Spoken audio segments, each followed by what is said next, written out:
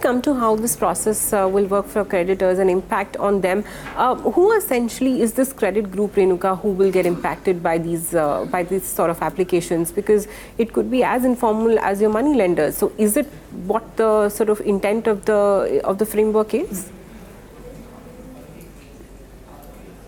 That's right. So I think that if there was an ability to implement the Fresh Start, it would apply to all kinds of lenders, including money lenders, microfinance loans, SHGs, banks, NBFCs, what have you.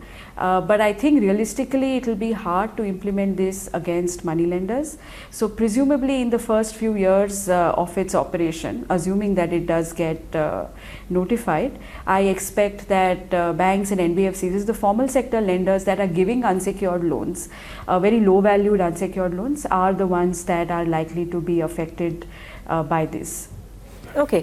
Renuka, the secured creditors, like you mentioned, don't get affected by it, affected by this process, because they anyway have a security which they can enforce outside the personal insolvency process. That's right. So that will largely be, your unsecured creditors who will, get impacted by this process. The law gives them only very limited grounds to have a say in this whole process, because it's the debtor who goes to, let's say, the intermediary to say, oh, I want to start this process. And then the intermediary does some checks and then makes an application to the court. And at that time, and maybe at even the intermediary stage, the law envisages that you can, make only very limited arguments against the process, whether a particular debt qualifies for this process or not, or the amounts involved. How do you see this process pan out for such creditors, given that unlike a loan waiver, they may not even be compensated for the write-offs here? I think that these are small valued loans, and if the creditor sees that the debtor has no ability to repay, then actually it might bring closure to those kinds of loans, and creditors may actually welcome it.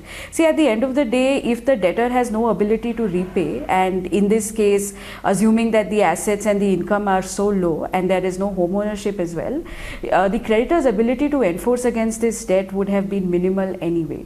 So in that sense, I don't see the creditors having massive issues, because it's probably better for them to also write it off and move on than to actually try and recover something when you know that there is absolutely no hope of recovering.